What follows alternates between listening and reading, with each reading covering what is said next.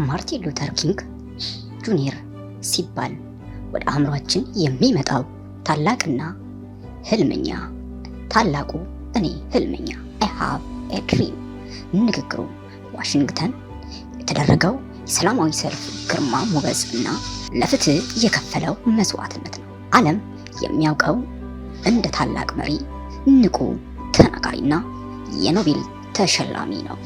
ነገር ግን ከነዚህ ታላላቅ መድረኮች በስተጀርባ ማርቲን ሉተር ኪንግ እንደ ማንኛውም ሰው የሚደሰትበት፣ የሚጨነቅበት፣ የሚወደውና የሚናፍቀው የግል ህይወት ነበረው።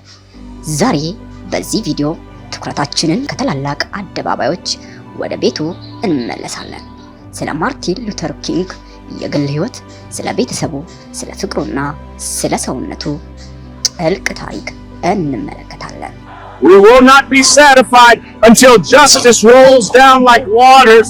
ማርቲን ሉተር ኪንግ እንደ ኢሮፒያን አቆጣጠር ጥር 15 ቀን በ1929 በጆርጂያ ክፍለ ግዛት አትላንታ ውስጥ ነው።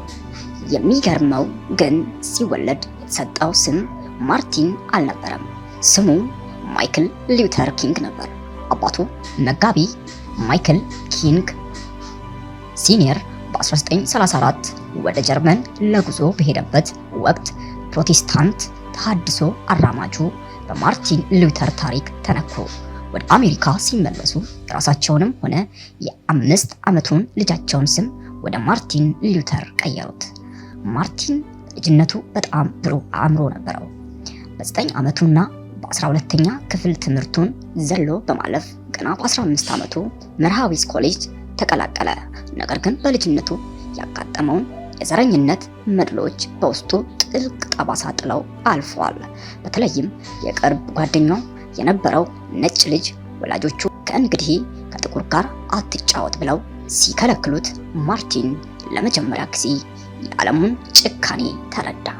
ማርቲን ቦስተን ዩኒቨርሲቲ የዶክትሬት ዲግሪውን በሚያጠናቅቅበት ወቅት ነበር የህይወቱን አጋር ያገኘው። ኮረታ ስኮት በወቅቱ በሙዚቃ ትምህርቷን ትከታተል ነበር። ማርቲን በመጀመሪያው የፍቅር ቀጠሯቸው ላይ ለኮረታ እንዲህ አላት፣ የምፈልጋቸው ነገሮች ሁሉ በአንቺ ላይ አሉ፣ ቁንጅና፣ ብልህነትና ስብዕና።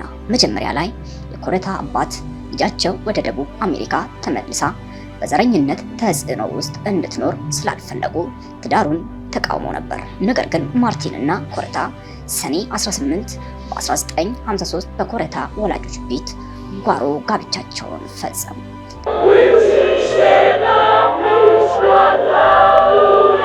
ትዳራቸው የፍቅር ብቻ ሳይሆን የትግል አጋርነትም ነበር። ማርቲን ስለ ኮረታ ሲናገር እሷ ባትኖር ኖሮ ይህን ሁሉ መንገድ መጓዝ አልችልም ነበር ይላል። ጥንዶቹ ዮላንድ ማርቲን ሳልሳዊ ዶክትሬት እና በርኒስ የተባሉ 4 ልጆችን አፍርተዋል። የማርቲን የህይወት ስብሰባዎች በሰልፎችና በእስራት የተሞላ ነበር። ይህ ደግሞ ለቤተሰቡ የሚሰጠውን ጊዜ በጣም አጥብቦታል። ቢሆንም ግን ባገኘው አጋጣሚ ሁሉ ከልጆቹ ጋር መጫወትና መሳቅ ይወድ ነበር። ቤት ውስጥ ማርቲን አባት እንጂ የሲቪል መብት ተሟጋች አልነበረም። ልጆቹ እንደሚተረኩት አባታቸው በጣም ቀልደኛና በቤት ውስጥ ደስታን የሚፈጥር ሰው ነበር ይሉታል። ይሁን እንጂ የግል ህይወቱ በጭንቀት የተሞላባቸው ጊዜያት ነበሩ። በየቀኑ የሚደርሱበት የግድያ ዛቻዎች፣ በቤቱ ላይ የተወረወሩ ቦምቦች እና FBI የማይቋረጥ ክትትል የስነ ልቦና ላይ ጫና ውጥረት ነበር። ማርቲን አልፎ አልፎ በከፍተኛ የመንፈስ ጭንቀት ዲፕሬሽን ይሰቃይ እንደነበረም የቅርብ ወዳጆቹ ይመሰክራሉ። ነገር ግን ይህን ህመሙን ለህዝብ ሳያሳይ በውስጡ እያለቀሰ ለሌሎች የተስፋ ብርሃን ሆኖ ነበር።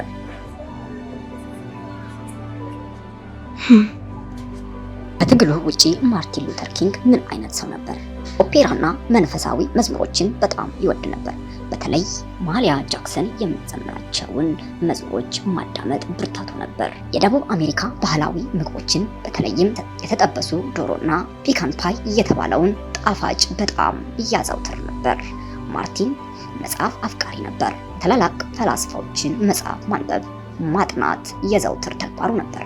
ምንም እንኳን ዓለም አቀፉ ዝና ቢኖረውም ማርቲን በጣም ትሁትና ተራ ህይወትን የሚመርጥ ሰው ነበር። ሀብት ከማከማቸት ይልቅ የሚያገኘው የሽልማት ገንዘብ በሙሉ ለትግሉ ድርጅቶች ይለግስ ነበር። ቢሞት ለቤተሰቡ የተወው ጥቂት መጽሐፍትና የግል ልብሶች ብቻ ነበሩ። ማርቲን ሉተር ኪንግ ጁኒየር ሚያዝያ 4 ቀን በ1968 በ39 ዓመቱ በግድያ ከዚህ ዓለም ሲለይ ዓለም ታላቅ መሪን አጣች። ቤተሰቡ ግን አፍቃሪ አባትና ባልን አጡ። የእሱ የግል ህይወት የሚያስተምረን አንድ ትልቅ ነገር አለ። ታላላቅ ለውጦችን ያመጡት ሰዎች ፍጹም የሆኑ መላእክት ሳይሆኑ እንደኛው የሚፈሩ፣ የሚጨነቁ፣ የሚወዱና መስዋዕትነት የሚከፍሉ ተራ ሰዎች መሆናቸው ነው። ማርቲን የገዛ ህይወቱን፣ የቤተሰቡን ሰላም ለብዙሃን ነፃነት አሳልፎ ሰጥቷል። ዛሬ ስሙን ስናነሳ ያንን ታላቅ ንግግር ብቻ ሳይሆን ያንን የዋህ ቀልደኛና አፍቃሪ የቤተሰብ ሰው ማስታወስ ይገባናል። ስላዳመጣችሁን አመሰግናለሁ። ለቪዲዮው ያላችሁን አስተያየት በኮሜንት መስጫ ላይ አስፍሩልኝ። ለሌሎች እንዲደርስም ላይክ እና ሼር ማድረጋችሁን አትርሱ። የሚቀጥለው ቪዲዮ እስከምንገናኝ ደህና ሰንብቱልኝ። ኢትዮ ቮይስ ሚዲያ